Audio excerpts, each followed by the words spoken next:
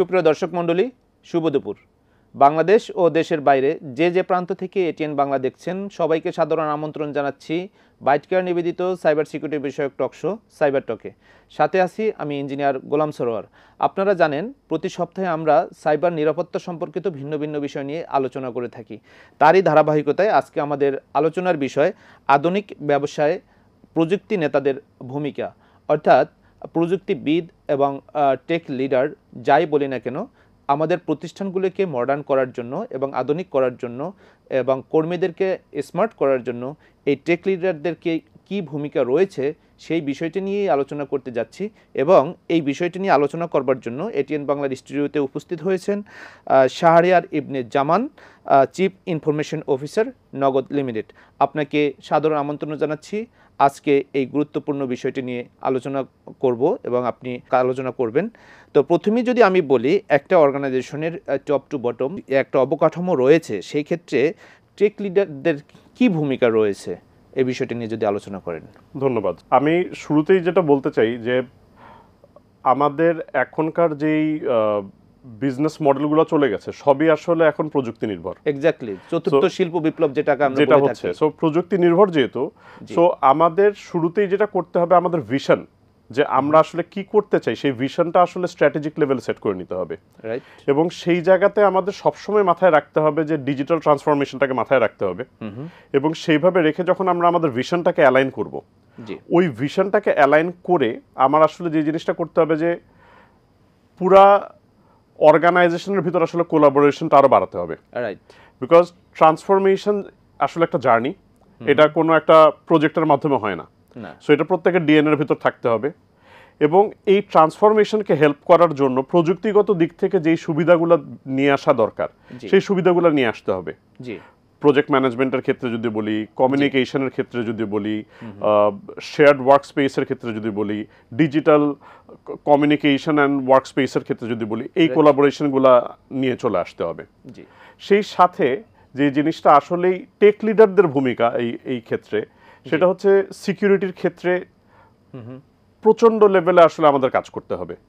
Because আমরা আসলে ব্যবসা প্রথাগতভাবে যেটা চলে এসেছে যে ব্যবসার দিকে মনোযোগ দিই, বাট আমাদের আসলে যে পলিসির দিকে যাওয়া উচিত সেটা হচ্ছে সিকিউরিটি ফার্স্ট। এক্স্যাক্টলি, সিকিউরিটিকে চিন্তা করে এবং বিজনেস গোলের সাথে অ্যালাইন করে আসলে আমাদের টোটাল জিনিসটাকে সাজাতে হবে। আমরা এরকম বলি সেফটি ফার্স্ট আর প্রোটেকশন ফার্স্ট, এইভাবে চলে আসে আসলে সিকিউরিটি ফার্স্ট। সো এই জিনিসটা আসতে হবে। এবং যেভাবে অর্গানাইজেশন আসলে আগাচ্ছে বা বিজনেস যেভাবে আগায়, সেইখানে আমাদের আরেকটা মাইন্ডসেট আসলে নিয়ে আসতে হবে, সেটা হচ্ছে ইনোভেশন। সো ইনোভেশন ড্রাইভ করার জন্য টেক লিডারদের আসলে যে জিনিসটা নিয়ে আসা উচিত সেটা হচ্ছে যে ওই প্ল্যাটফর্মটুকু আসলে এনাবল করে দেওয়া।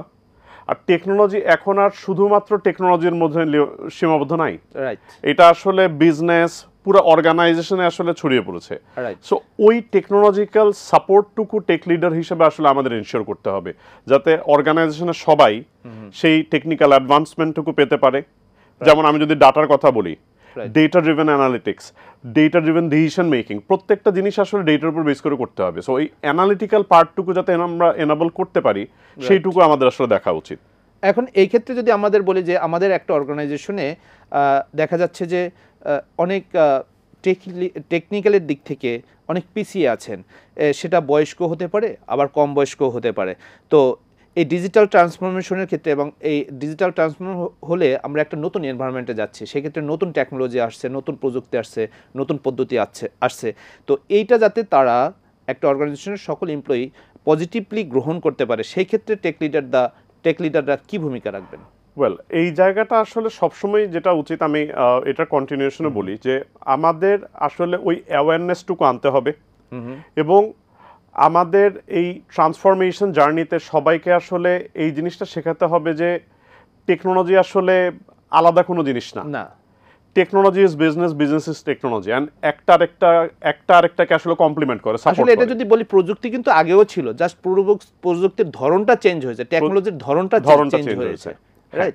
সো এই সাপোর্টটা দিতে হবে আমাদের এমপ্লয়ীদেরকে, আরো এডুকেট করার জন্য যে নেসেসারি ট্রেনিং সেটা নিতে হবে। এবং সবচেয়ে বেশি যেটা ইম্পর্টেন্ট সেটা হচ্ছে নিজের গণ্ডির বাইরে বের হয়ে আসলে দেখতে হবে যে আসলে পুরো দুনিয়াতে আসলে হচ্ছেটা কি, কিভাবে পুরো দুনিয়াটা আগাচ্ছে। সো টেকনোলজিক্যাল অ্যাডভান্সমেন্ট যেগুলো হচ্ছে সেগুলো সম্পর্কে অ্যাওয়ারনেস, ট্রেনিং এগুলো আসলে অ্যারেঞ্জ করতে হবে। সো এইচআরকেও কাজ করতে হবে। যদি বলি এই টেকনোলজি কিন্তু আমাদেরকে আরো সুবিধা যেটা দিয়েছে, আগে অন্য দেশে কি হইতো সেটা দেখতে হলে ওই দেশে যাওয়া লাগতো, এখন কিন্তু আমি এখানে বসেই দেখতে পারছি। এটা কিন্তু টেকনোলজি আমাদেরকে দিয়েছে। অবশ্যই অবশ্যই। সুতরাং এই টেকনোলজিকে আমাদেরকে অ্যাডাপ্ট করতে হবে এবং এই ক্ষেত্রে আসলে মূল ভূমিকা প্রযুক্তিবিদ এবং প্রযুক্তি লিডার যারা আছে তাদের কি নিতে হবে।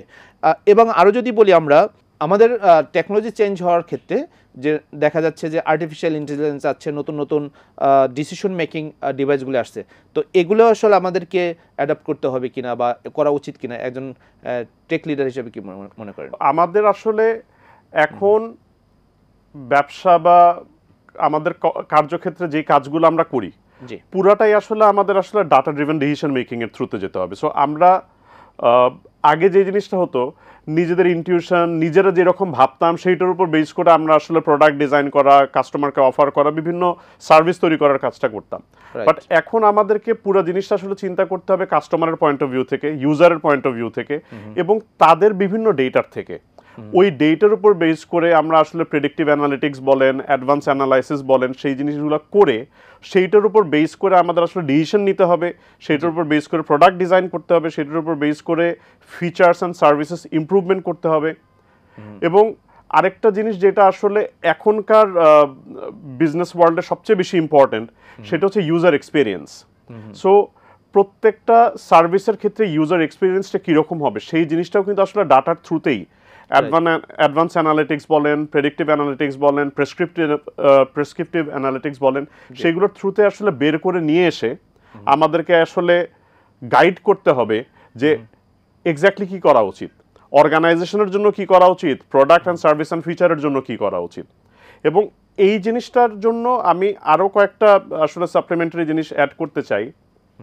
আমাদের ডেটা লিটারেসি এই পার্টটুকু কম। সো টেকনোলজিক্যাল ইন্ডাস্ট্রিতে টেক নির্ভর যেসব ব্যবসাগুলো আছে সেগুলোতে অবশ্যই আমাদের উচিত ডেটা সায়েন্টিস্ট রিক্রুট করা এবং ডেটা লিটারেসি বাড়ানো এবং ডেটার উপর বেস করে আসলে কাজ করা। এই টেকনোলজির ক্ষেত্রে আমরা যদি বলি অ্যাজ এ টেক লিডার হিসেবে এই যে কাস্টমার এবং অর্গানাইজেশন এর সাথে রিলেশনটা কিভাবে বিল্ড আপ করতে পারে? আচ্ছা, এই জায়গাটা যেটা বলতে চাই যে আমরা যখন কাস্টমার এবং অর্গানাইজেশন আমরা চিন্তা করতাম এটা আসলে ছিল অর্গানাইজেশন কাস্টমারের কাছে যেত। এখন পুরো জিনিসটা আসলে উল্টে ফেলতে হবে। কাস্টমার কি চায়, কাস্টমার কিভাবে চিন্তা করে এবং কাস্টমার কোন জিনিসটা পেলে খুশি হবে সেই জিনিসটাই কাস্টমারকে অফার করতে হবে। আগে জিনিসটা কি হতো, আমি যেটা চিন্তা করছি সেটা কাস্টমারকে দিতাম। এখন হবে কাস্টমার কি চায়, কাস্টমারের জন্য কোনটা বেনিফিট, কাস্টমারের জন্য যেটা ইউজার ফ্রেন্ডলি সেই জিনিসপত্রগুলো আসলে অফার করতে হবে অর্গানাইজেশনকে। এবং এই দুইটার ব্রিজের জন্যই আসলে আমি ইউজার এক্সপিরিয়েন্সের কথাটা বললাম। এই জিনিসটা আসলে এখন অ্যানালাইসিসের বিষয় এবং এই জিনিসটা আমাদের সবসময় চিন্তা করতে হবে যে customer is our guiding principal. Customer যা বলবে, কাস্টমার যা চিন্তা করবে সেই অনুযায়ী অর্গানাইজেশন আসলে নিজেকে শেপ আপ করবে। শুধু সিস্টেম অ্যানালিস্ট হলে আমাদের চলছে না, এখন ডেটা অ্যানালিস্টও দরকার। এবং ডেটা অ্যানালিস্ট শুধু যে টেকনোলজির ভিতরে থাকবে তা না, নেভার, বিজনেস অর্গানাইজেশনের ভিতরে চলে যেতে হবে। রাইট। তো এখন এই যে আমরা এই কাজগুলো করতে চাই, তো সেক্ষেত্রে তো একটা অর্গানাইজেশনের একটা টিম বিল্ডিং এর বিষয় থেকেই থাকে। তো অ্যাজ এ টেকনোলজি ইউজ করে খুব সহজে কিভাবে একটা গুড টিম তৈরি করতে পারি, আপনি কি মনে করেন? খুবই রাইট প্রশ্ন। আপনি যদি দেখেন যে আমাদের কোভিডের সময় থেকেও শুরু করে ডিজিটাল ট্রান্সফরমেশন আসলে যেভাবে চলে এসছে, সো আমাদের কার্যক্ষেত্রে এখন দেখা যায় যে আমাদের ডিজিটাল ওয়ার্ক স্পেস আসলে নিয়ে আসতে হবে। কোলাবোরেটিভ টুলস যেগুলো আছে সেই ধরনের টুলসের ব্যবহার বাড়াতে হবে, বিকজ পেপার ড্রিভেন কোম্পানির কালচার আসলে এখন অনেক পাস্ট। এখন সবকিছু ডিজিটাল ড্রিভেন, পেপারলেস হয়ে গিয়েছে। কিন্তু তারপরেও যে জিনিসটা হয় যে বিভিন্ন কমিউনিকেশন দেখা যায় ইমেইলের থ্রুতে হয়, কমিউনিকেশন লস হয়, আন্ডারস্ট্যান্ডিং গ্যাপ হয়। সো আমাদের আসলে মোর কোলাবোরেশন এখানে নিয়ে আসতে হবে এবং কোলাবোরেটিভ টুলসগুলো আনতে হবে। এবং এই জিনিসপত্রগুলো আসলে যেটা সুবিধা হবে, উই ক্যান মানে আমরা আসলে ট্র্যাকও করতে পারবো যে কে কোন কাজটা করছে। আমাদের এই কাজগুলো করার পলিসি, আমাদের নিউ ওয়ে অফ ওয়ার্কগুলোকে অ্যাডাপ্ট যাতে করতে পারে সেইগুলোও শেখানোর জন্য পলিসিগুলোও আসলে নিয়ে আসতে হবে। এবং আপনি জানেন যে প্রজেক্ট ম্যানেজ করা, ডিজিটাল ওয়ার্ক স্পেস কন্ট্রোল করা, শেয়ার্ড ওয়ার্ক স্পেস, এই প্রত্যেকটার জন্যই টুল আছে। এই টুলগুলো যত আমরা ব্যবহার করব তত অ্যাকাউন্টেবিলিটি বাড়বে, তত ট্রান্সপারেন্সি বাড়বে এবং তত এফিসিয়েন্সি বাড়বে। এই জিনিসপত্রগুলো আমরা যত আমি বলছি না যে সব টুলের থ্রুতে করতে হবে, কিন্তু এই বেশ কিছু টুলস আছে যেগুলো আসলে একটা অর্গানাইজেশনকে আরো ফাস্টার আরো বেটার ওয়েতে পারফর্ম করার জন্য আসলে যোগ্য করে তোলে। রাইট, এখন যদি আমরা এভাবে চিন্তা করি, যেহেতু আমাদের কোভিড টাইমটা কিন্তু আমাদের রিমোট ওয়ার্ক করা শিখিয়ে দিয়েছে, এখন অ্যাজ এ টিম হিসাবে এই রিমোট ওয়ার্কটাকে আপনি কতটুকু প্রিফার করেন? রিমোট ওয়ার্ককে সাপোর্ট করি, বিকজ আপনারা দেখবেন যে যারা অর্গানাইজেশনে আছে, যখন কোভিড টাইমটা শুরু হলো, আর চাই না এরকম হোক, কিন্তু এইরকম সময় যখন আমাদেরকে সবাইকে রিমোট অফিসে চলে যেতে হলো, সবাই কিন্তু খেয়াল করেছে যে শুরুর দিকে দেয়ার ওয়াজ মানে পারফরমেন্সে কিছু ইস্যু হলেও পরবর্তীতে কিন্তু প্রত্যেকটা টিম প্রত্যেকটা কোম্পানি কিন্তু স্টার্টেড পারফর্মিং অনেক অনেক ভালো। তার কারণ হচ্ছে যে তখন আমাদের ওই সিস্টেম লসগুলো হতো না। তার মানে কি আমরা এরকম যে দেয়ার ইজ নো ওয়ে, যখন আমাদের আর কোনো ওয়ে নাই তখন এটা বাধ্য হয়ে করি, তখন ভালো করে, এরকম বিষয় হয়ে দাঁড়াচ্ছে। একটা জিনিস সবসময় আসে যে মানুষ বিপদে পড়লে আসলে ইনোভেশনের প্রয়োজন আসে, এবং ওই ইনোভেশন কিন্তু আমাদেরকে রিয়েল ট্রান্সফরমেশনের দিকে নিয়ে গেছে, যে আমরা রিমোট ওয়ার্কের থ্রুতে আমরা কিন্তু কোলাবোরেশন আরো বেটার হয়েছে, ট্রান্সপারেন্সি আরো বেটার হয়েছে, এবং যখন আমরা রিমোট ওয়ার্কে চলে গেছি তখন আমাদের কাজগুলোর ট্রেসেবিলিটি আরো বেড়েছে। আগে যে জিনিসটা হতো, আগে জিনিসটা একটু একটু প্রথাগত ছিল, যখন এই ডিজিটাল ট্রান্সফরমেশনটা চলে আসলো কাজের ক্ষেত্রে, তখন প্রত্যেকটা কাজ ম্যানেজ করাটা আর ইজি, সহজ হয়ে গেল, ট্র্যাক করাটা ইজি এবং ফলো আপ করাটা ইজি। সুপ্রিয় দর্শক মণ্ডলী, আপনারা দেখছেন বাইট কেয়ার নিবেদিত সাইবার সিকিউরিটি বিষয়ক টক শো সাইবার টক। আমরা নিয়ে নিচ্ছি ছোট্ট একটি বিরতি, বিরতির পরে আবারও আলোচনায় ফিরে আসব। আশা করি সে পর্যন্ত সঙ্গেই থাকবেন। বিরতির পরে আবারও আমরা আলোচনায় ফিরছি।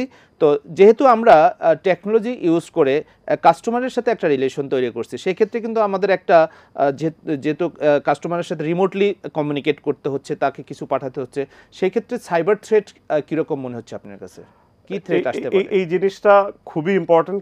এটা আমি শুরুতেই বলছিলাম যে সিকিউরিটি ফার্স্ট এই প্রিন্সিপালে আমাদের চলে যেতে হবে, আমাদের এই পলিসিগুলো আনতে হবে। আমাদের যেহেতু কাজের পদ্ধতি চেঞ্জ হয়ে যাচ্ছে, এই কাজের পদ্ধতি চেঞ্জ হওয়ার সাথে সাথে আমাদের নিজেদেরকেও চেঞ্জ করতে হবে। আমাদের মাইন্ডসেটে, আমাদের ডিএনএর মধ্যে আসলে সিকিউরিটি জিনিসটা ঢুকিয়ে দিতে হবে। আমরা বিজনেসের কথা চিন্তা করি, আমরা প্রোডাক্টের কথা চিন্তা করি, আমরা সিকিউরিটিকে প্রথাগতভাবে আসলে শুরুর দিকে কখনো আসলে ওইভাবে গুরুত্ব দেওয়া হতো না, বাট আমাদের এখন সিকিউরিটিকে মাথায় রেখে আসলে বিজনেস চিন্তা করতে হবে, প্রোডাক্ট চিন্তা করতে হবে, কমিউনিকেশন চিন্তা করতে হবে। যেহেতু কমিউনিকেশনগুলো ডিজিটাল হয়ে যাচ্ছে, রিমোট ওয়ার্ক স্পেসে চলে যাচ্ছে, সো আমাদের ওয়েজ অফ ওয়ার্ক কি হওয়া উচিত, ডুজ অ্যান্ড ডোন্টস কি হওয়া উচিত, যে কোন কাজটা করব কোন কাজটা করব না, ডাটা প্রাইভেসি আসলে দেখতে হবে, মনিটরিং করতে হবে, রেগুলেশনসের দিকেও আসলে খেয়াল রাখতে হবে।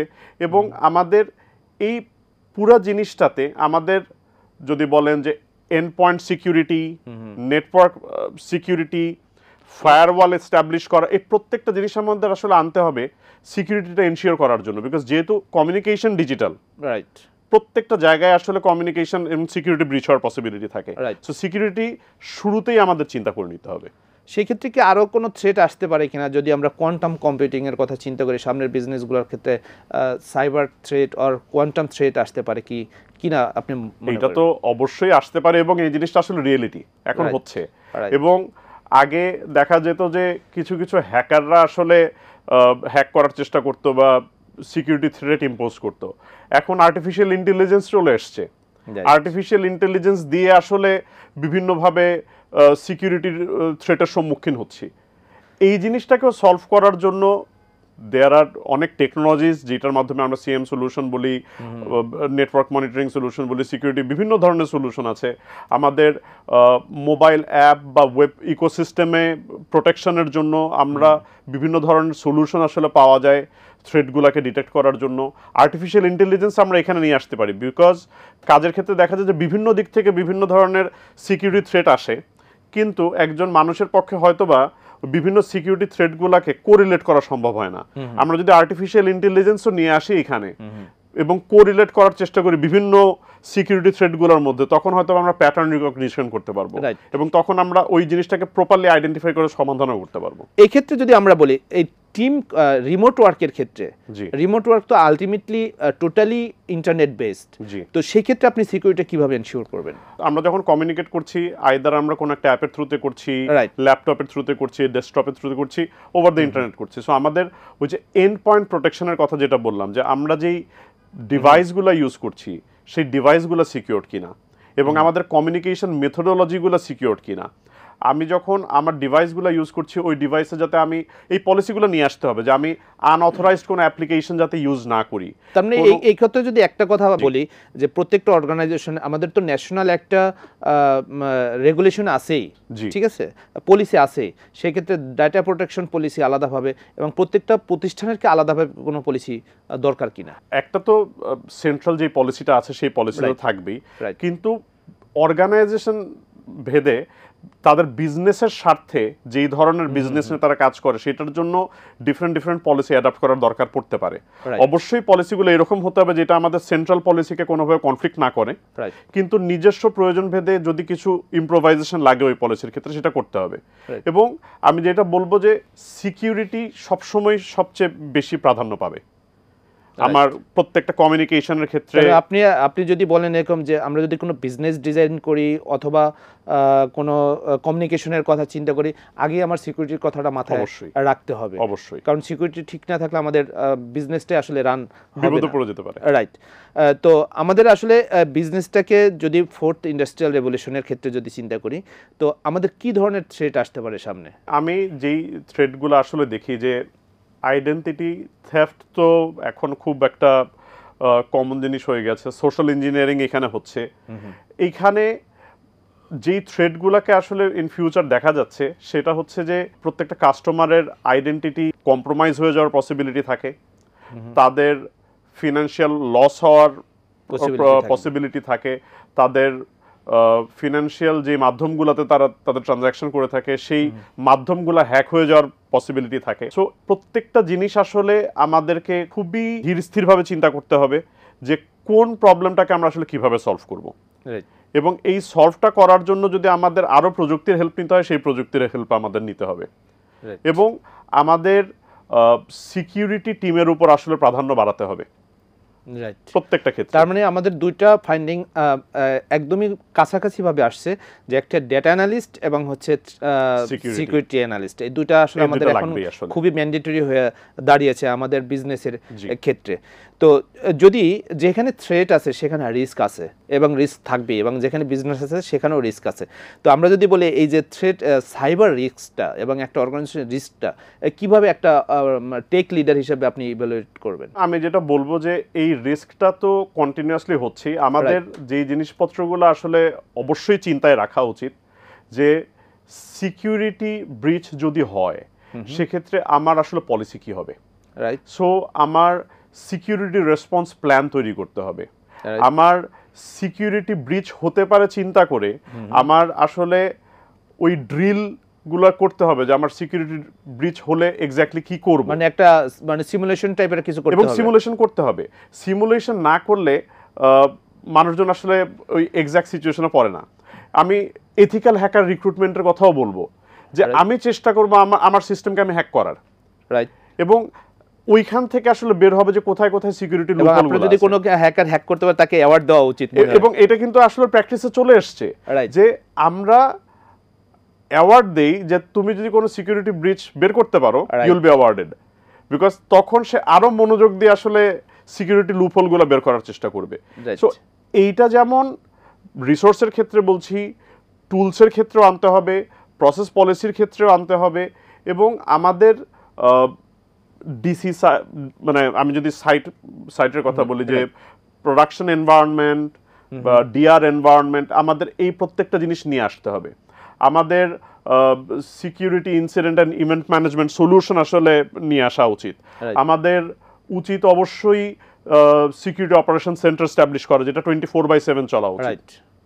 এবং যেটা বললাম যে বিভিন্ন জায়গায় যেসব সিকিউরিটি থ্রেটগুলো আসবে, বিকজ একটা টেকনিক্যাল এস্টাবলিশমেন্টে বিভিন্ন জায়গায় সিকিউরিটি থ্রেট ইম্পোজ হতে পারে, এইগুলোকে আমার কোরিলেট করতে পারতে হবে। Right, security is a continuous process, এটা কিন্তু মানে প্রতিনিয়তই আমাদের করতে হবে, এবং এমন না যে প্রতি কোয়ার্টারে একবার করব, এটা কন্টিনিউয়াস প্রসেস। বিকজ আমরা যেই মাধ্যমে এখন ব্যবসা করি, ডিজিটাল প্রোডাক্ট ইন নেচার হয়ে গিয়েছে, প্রত্যেকটা ক্ষেত্রেই আসলে সিকিউরিটি থ্রেট যে কোনো সময় আসতে পারে। এক্স্যাক্টলি। তো এই ক্ষেত্রে আপনার কাছে আমাদের আরেকটা জানতে চাওয়া, যে যদি আমরা যেহেতু ফিনান্সিয়াল ট্রানজ্যাকশনগুলি বিভিন্ন অ্যাপের মাধ্যমে করে থাকি, সেটা মোবাইল ব্যাংকিং হোক অথবা যদি জেনারেল ব্যাংকিং হোক, যে কোনো মোবাইল অ্যাপসের মাধ্যমে করে থাকি, তো আমাদের দর্শকদের উদ্দেশ্যে যদি বলেন তারা আসলে কিভাবে নিরাপদে এই ট্রানজ্যাকশনগুলো করতে পারবে এবং তার অ্যাপসটা এবং তার অ্যাকাউন্টসটা নিরাপদে রাখতে পারবে, দর্শকদের উদ্দেশ্যে যদি আমি দর্শকদের উদ্দেশ্যে বলতে চাবো যে আপনার ফিনান্সিয়াল ইনফরমেশন আপনার নিজস্ব, রাইট। সো কখনোই ওটিপি শেয়ার করবেন না, কখনোই আপনার অ্যাকাউন্টের ডিটেলস শেয়ার করবেন না, বিকজ ব্যাংক বলেন, যে কোনো ফিনান্সিয়াল প্রতিষ্ঠান বলেন, কেউ কিন্তু সেই ডিটেলসগুলো চায় না। আমরা এখন জানি যে আমাদের এইরকমও হয় যে ওই বিভিন্ন কল সেন্টার নাম্বারও ফেক হয়। সো এই ধরনের সমস্ত সিকিউরিটির বিষয়গুলো মাথায় রাখতে হবে। নিজে যদি সচেতন হই তাহলে আমাদের অ্যাকাউন্ট আসলে হ্যাক হওয়ার সম্ভাবনা নাই। আমাদেরকে ওইভাবে আসলে খেয়াল রাখতে হবে। আর আরেকটা জিনিস, সেটা হচ্ছে যে আমাদের ডিভাইসগুলো আসলে সুরক্ষিত রাখতে হবে। আমরা এমন কোনো সফটওয়্যার ইনস্টল করব না যে সফটওয়্যার আসলে অথেন্টিক কোনো সোর্স থেকে আসেনি। সো আমাদের এই জিনিসপত্রগুলো খেয়াল রাখতে হবে, এবং অবশ্যই নিজস্ব যেই গোপন তথ্যগুলো আছে, পিন নাম্বার অথবা সিসিবি নাম্বার অথবা অ্যাকাউন্ট ডিটেইলস, কার্ডের ডিটেইলস, এই জিনিসপত্রগুলো আমরা আসলে কারোর সাথে কখনো যাতে শেয়ার না করি। আমরা কাস্টমারকে ভেরিফাই করার জন্য কিন্তু আরও অনেক মেথড আছে। আমরা কিন্তু আরও অনেক ইনফরমেশন আমরা কিন্তু কাস্টমারের ট্রানজ্যাকশন থেকে, কাস্টমারের বিহেভিয়ার থেকে, প্রোডাক্ট নেওয়া থেকে পাই। আমরা কিন্তু কোয়েশ্চেনের প্যাটার্নগুলোকে চেঞ্জ করতে পারি, সো দ্যাট ওই যে সোশ্যাল ইঞ্জিনিয়ারিং করে কাস্টমারের অ্যাকাউন্ট হ্যাক করার যে বিষয়টা, সেটা যাতে না হয়।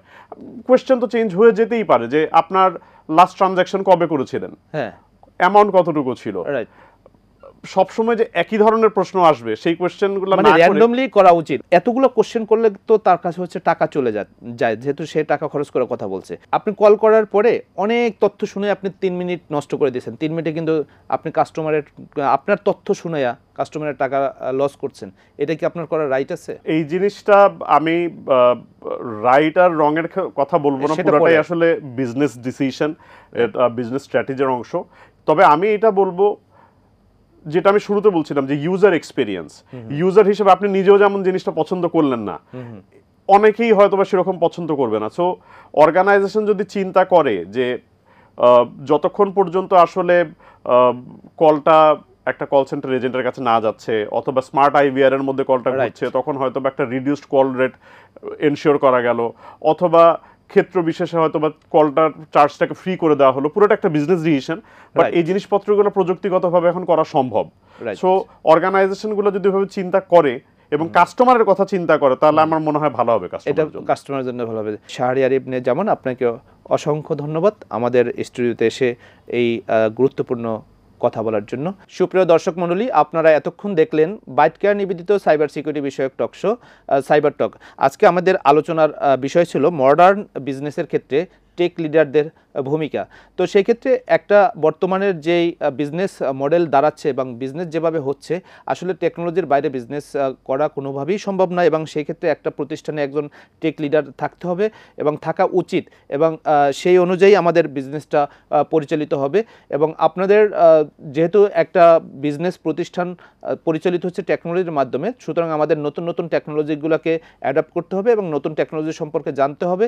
এবং এই টেকনোলজির যে থ্রেটগুলো আসতে পারে, সেই ক্ষেত্রে সাইবার থ্রেট এবং আদার্স থ্রেটগুলো আসতে পারে, সেই থ্রেটগুলো আমাদেরকে মনিটরিংয়ে রাখতে হবে এবং সেই থ্রেট সম্পর্কে জানতে হবে, এবং এই থ্রেটকে আসলে আমাদের প্রোটেকশনের আওতায় নিয়ে আসতে হবে। এবং আমাদের প্রতিষ্ঠানকে রেগুলার বেসিসে আমাদের যে সিস্টেম, ইনফ্রাস্ট্রাকচার, নেটওয়ার্ক এবং সিস্টেম আছে, সবগুলোকে রেগুলার বেসিসে টেস্টিংয়ের আওতায় আনতে হবে। এবং ইনসিডেন্ট রেসপন্সটা কত দ্রুত আপনি করতে পারছেন তার উপর ডিপেন্ড করছে আপনার প্রতিষ্ঠানের সফলতা। এবং আপনার সকল সিস্টেমকে সিকিউরিটি অপারেশন সেন্টারের মাধ্যমে সেন্টারের মাধ্যমে আসলে চেকিং করা উচিত। তো এভাবে আসলে আমাদের দেশের একটা বিজনেস গ্রো হবে এবং টেকনোলজি ভিত্তিক বিজনেস তৈরি হবে।